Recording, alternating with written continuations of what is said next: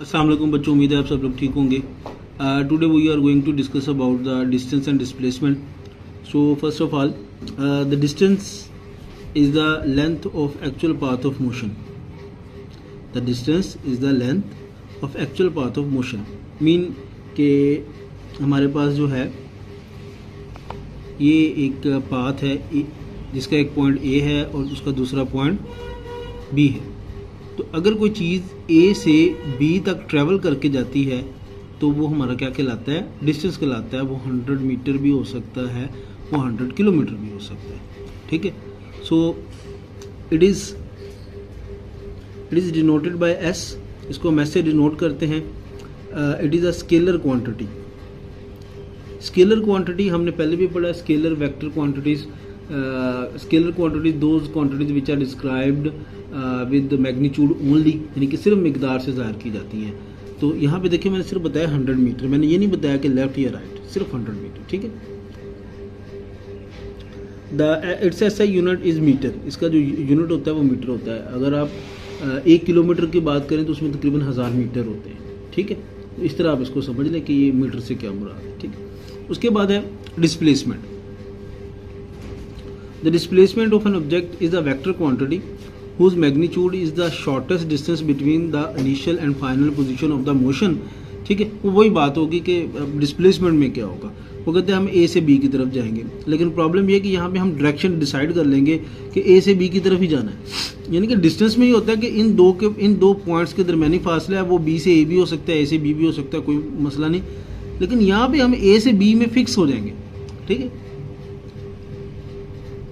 Between the initial and final position of motion and its direction is from the initial point to final point। जो इसकी position है वो होती है, मतलब ये इनिशियल पॉइंट है ए और ये फाइनल पॉइंट है, तो इसके दरमियान में जो भी फासला होगा वो उसकी डिस्प्लेसमेंट कहलाएगी।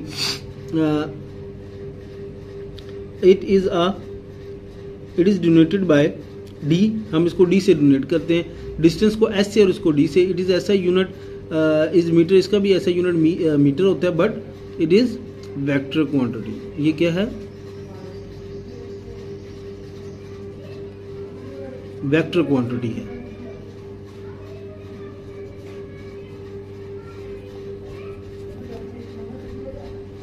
ठीक हो गया। उसके बाद है next short question, speed and velocity. सबसे पहले हम डिस्कस कर लेते हैं स्पीड क्या होती है।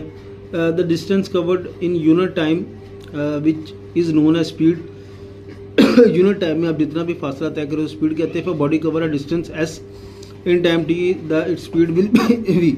Speed is equal to distance over time, v is equal to s over t. और आप इसको ऐसे भी लिख सकते हैं कि distance s is equal to speed is equal to v t. ठीक हो गया। तो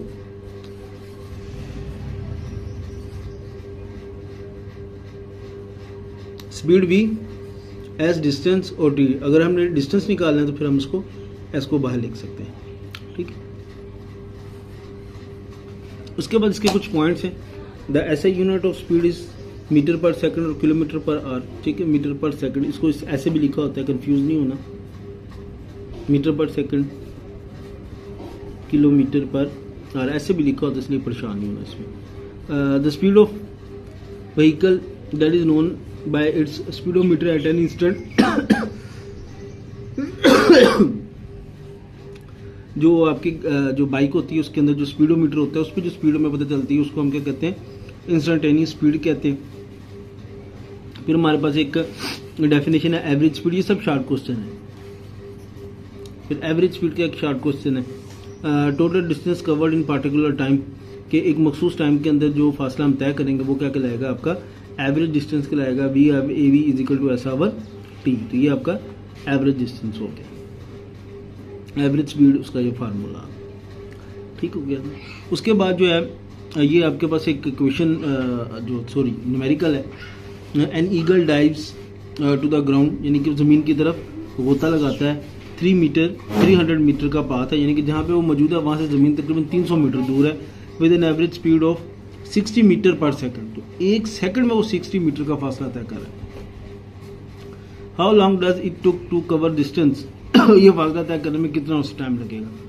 the total distance covered 300 metre. Average speed कितनी है? 60 मीटर। टाइम कितना लगेगा? Average speed divide by distance over time, तो जी हमारे पास आंसर कितना आ गया 5 सेकंड।